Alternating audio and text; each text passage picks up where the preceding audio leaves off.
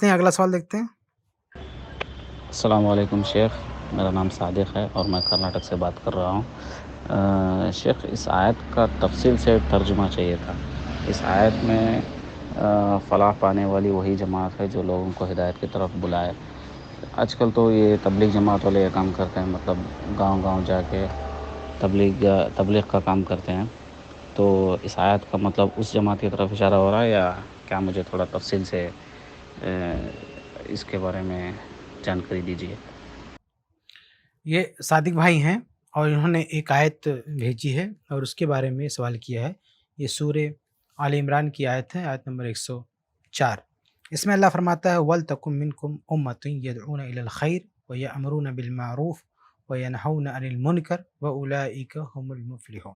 اللہ تعالیٰ فرماتا ہے کہ تمہارے بیچ ایک جماعت ہونی چاہیے، مسلمانوں کے بیچ میں ایک گروہ ہونا چاہیے جو لوگوں کو خیر کی طرف بلائے، وَيَأْمُرُونَ بِالْمَعْرُوفِ، معروف کا، نیکی کا، اچھے کام کا حکم دے، وَيَنْهَوْنَ عَنِ الْمُنكَرِ، اور منکر سے، غلط بات سے روکے، وَأُولَٰئِكَ هُمُ الْمُفْلِحُونَ، یہی لوگ کامیاب ہونے والے ہیں۔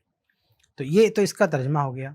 اب بھائی صاحب کہتے ہیں کہ جو تبلیغی جماعت ہے وہ اپنے اوپر اس آیت کو فٹ کرتی ہے۔ تو دیکھیے، اگر وہ لوگ اس آیت کو اپنے اوپر فٹ کرتے ہیں تو یہ ان کی بہت بڑی بھول ہے، ان کی بہت بڑی نادانی ہے، کیونکہ اس آیت کا ان کے کام سے، ان کی جماعت سے کوئی تعلق نہیں ہے۔ سب سے پہلے تو یہ ذہن میں رکھیں کہ کیا اللہ کے رسول صلی اللہ علیہ وسلم کے زمانے میں، آپ کے دور میں یہ تبلیغ جماعت تھی؟ تو کیا اس آیت پہ نبی کے دور میں کسی نے عمل نہیں کیا؟ تابعین کے دور میں کوئی تبلیغی جماعت تھی جو ایسے جا جا کے تبلیغ کرتے تھے ٹولہ بنا کے؟ نہیں۔ تو یہ تو بعد میں پیدا ہونے والی جماعت ہے، اس کا اس آیت سے کیا تعلق ہے؟ تو اللہ کے نبی صلی اللہ علیہ وسلم کے زمانے میں تو ایسی کوئی جماعت نہیں تھی تبلیغی، جو ان کا سیٹ اپ ہے، جو ان کا طریقہ کار ہے، اس طریقہ کار پر اور ان کے منہج پر، ان کے طریقے پر کوئی جماعت اللہ کے نبی صلی اللہ علیہ وسلم کے دور میں نہیں تھی۔ یہ پہلی بات ہے، ٹھیک ہے؟ تو اس لیے اس آیت سے ان کا کوئی تعلق نہیں ہے۔ دوسری بات یہ ہے کہ اس آیت میں دیکھیے ایک چیز یہ بھی ذکر ہے، وَيَنْهَوْنَ عَنِ الْمُنكَرِ، یعنی اللہ فرماتا ہے کہ تمہارے بیچ میں ایک جماعت ہونی چاہیے، کچھ لوگ ہونے چاہیے جو یہ کام کریں، اور ان کے کاموں میں ایک کام کیا ہے، يَنْهَوْنَ عَنِ الْمُنكَرِ، منکر سے روکیں۔ سوال یہ ہے کہ کیا تبلیغ جماعت والے منکر سے روکتے ہیں؟ بھئی سب سے بڑا منکر شرک ہے، کیا یہ شرک سے روکتے ہیں؟ کیا یہ بدعت سے روکتے ہیں؟ اگر شرک اور بدعت سے نہیں منع کرتے ہیں تو وہ اس آیت کی مصداق کیسے ہو سکتے ہیں؟ اس آیت میں تو بہت واضح طور پر نا، ینہون علی المنکر، جو منکر سے روکتے ہیں، یہ لوگ منکر سے روکتے ہیں۔ سب سے بڑا منکر شرک ہے، ان الشرک لظلم عظیم، شرک سب سے بڑا ظلم ہے۔ اور اس کے بعد سب سے بدترین چیز بدعت ہے، شر الامور محدثاتها، سب سے بدترین بات دین میں ایجاد کردہ نئی نئی چیزیں ہیں۔ تو اگر کوئی جماعت شرک سے لوگوں کو نہیں روک رہی ہے، بدعت سے نہیں روک رہی ہے، تو اس کا اس آیت سے کیا تعلق ہو سکتا؟ کوئی تعلق نہیں ہو سکتا۔ اور حقیقت میں اس آیت کے جو سب سے زیادہ مصداق لوگ ہیں وہ علماء ہیں۔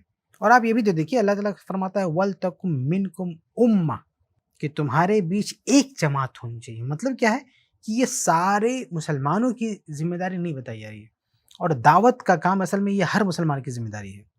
یعنی ایک مسلمان جس کے پاس شریعت کا جو بھی علم ہے، یعنی ایک دم مضبوط علم، اتفاقی علم، اجتہادی مسئلے میں کی بات نہیں کر رہا ہوں، جو اس کو معلوم ہے جیسے اللہ تعالیٰ کی عبادت کرنی چاہیے، غیر اللہ کی بات نہیں کرنی چاہیے، جو متفق علیہ امور ہے اس کو معلوم ہے، تو اب اگر وہ کہیں بھی اٹھتا بیٹھتا ہے، چلتا پھرتا ہے، تو اس کی ذمہ داری ہے کہ لوگوں تک وہ پہنچائے۔ یہ تو ہر مسلمان کی ذمہ داری ہے، لیکن یہاں کہا جا رہا ہے ایک خاص جماعت کے بارے میں۔ تو اس خاص جماعت سے اگر سب سے اولین کوئی جماعت مراد ہو سکتی ہے تو وہ علماء کی جماعت ہے۔ اس سے مراد کون ہے؟ علماء۔ یہ تبلیغ جماعت میں تو اکثر جاہل لوگ ہوتے ہیں، علماء ہوتے ہی نہیں ہیں۔ تو یہ علماء کی بات ہو رہی ہے کہ تم میں ایک جماعت ہو۔ بھائی تبلیغ کرنا تو سب کی ذمہ داری ہے، اور اللہ کے نبی صلی اللہ علیہ وسلم کے دور میں، صحابہ کے دور میں، تابعین کے دور میں تبلیغ کا طریقہ کیا تھا؟ بھائی چلتے پھرتے اٹھتے بیٹھتے جہاں بھی جاتے تھے تبلیغ کرتے، لوگوں کو بتاتے تھے۔ یہ 3 دن کا، 30 دن کا، 40 دن کا کورس تھوڑی ہوتا تھا تبلیغ جماعت کا، وہ تو لائف ٹائم ذمہ داری ہے بھائی۔ کچھ لوگ 3 دن کی ٹولی میں جاتے ہیں، تبلیغ کر کے آتے ہیں، سوچتے ہیں کہ ہم نے تبلیغ کیا، باقی تم لوگوں نے تبلیغ نہیں کیا۔ بھائی تبلیغ کرنا یہ 3 دن کا یا 1 مہینے کا یا 40 دن کا کورس نہیں ہے، بلکہ یہ تو زندگی بھر کی ڈیوٹی ہے، لائف ٹائم ذمہ داری ہے تبلیغ کرنا، لائف ٹائم۔ یعنی جب سے آپ مکلف ہوئے تب سے لے کر آخری سانس تک تبلیغ کریں۔ عمر فاروق رضی اللہ تعالیٰ عنہ شہید ہوئے، ایک نوجوان آیا دیکھنے کے لیے، جانے لگا تو عمر فاروق رضی اللہ تعالیٰ عنہ نے کہا کہ اس نوجوان کو میرے پاس واپس لاؤ. پھر کہا کہ ارفع ثوبک، کہ اپنا کپڑا اٹھا لے، اس کا کپڑا ٹخنے سے نیچے تک کا کپڑا اٹھا لے. فإنه أتقى لربك وأنقى لثوبك، اس میں تیرے رب کا تقوی ہے اور تیرا کپڑا بھی اس سے صاف ہوگا. تو دیکھیے آخری سانس چل رہی تھی، زندگی کے آخری موڑ پر تھے، اور وہاں بھی تبلیغ اور منکر سے روکنا بند نہیں کیا انہوں نے. اس کو کہتے ہیں تبلیغ بھائی، کہ مکلف ہونے کے بعد آخری سانس تک آپ لوگوں کو اچھائی کا حکم دیں اور برائی سے روکیں. عمر فاروق رضی اللہ تعالیٰ عنہ اس دنیا سے جا رہے تھے، وہ نماز کی تاکید کر رہے تھے، اچھائی کا حکم دے رہے تھے، نماز اور برائی سے روک رہے تھے. جیسا کہ میں نے بتایا کہ ایک شخص کو دیکھا ٹخنے سے نیچے کپڑا ہے، کہا اوپر کر لو. تو اچھی چیز کا حکم دے رہے ہیں، بری چیز سے روک رہے ہیں. یہ زندگی بھر کی ڈیوٹی ہے. لیکن یہ آیت جو لوگ کوٹ کرتے ہیں کہ ہم اس سے مراد ہیں، یہ غلط بات ہے. اس سے اگر کوئی جماعت مراد ہو سکتی ہے سب سے اولین پہلے نمبر پہ تو وہ علماء. اور تفسیر ابن کثیر دیکھیں، بڑی ہی معروف کتاب ہے. تفسیر ابن کثیر میں کیا ہے؟ یعنی المجاہدین والعلماء. اس آیت سے کون لوگ مراد ہیں؟ مجاہدین اور علماء. مجاہدین جو باقاعدہ اسلامی حکومت میں جو ہوا کرتے تھے وہ مراد ہیں مجاہدین. یہ آج کچھ لوگ تبلیغ کر کے یہ بھی اپنے آپ کو کہتے ہیں مجاہدہ، اور وہ کہہ کے پھر اپنے آپ کو مجاہدین والی آیت میں بھی جا کے فٹ کر دیتے ہیں. یہ بھی بہت بڑی بھول ہے ان کی. تو یہ مجاہدین اور علماء، مجاہدین جو سرحدوں پہ لڑتے تھے وہ، اور علماء مراد ہیں. تو دیکھیے علماء کا تذکرہ یہاں پہ ہے. تو یہ علماء سے متعلق چیز ہے، اس کو لے جا کے جاہلوں کے ساتھ بھیڑا دینا، یہ تو بہت ہی عجیب و غریب بات ہے. اور یہ بھی دیکھیں نا، اللہ تعالیٰ نے کہا وَلْتَكُن مِّنكُمْ أُمَّةٌ، یعنی تم میں سے ایک جماعت ہونی چاہیے. یہ تبلیغ کی تو سب کی ذمہ داری ہے، اور یہاں ایک جماعت کی بات کہی جا رہی ہے، ایک خاص جماعت پہ کوئی بڑی ذمہ داری والی بات کی جا رہی ہے.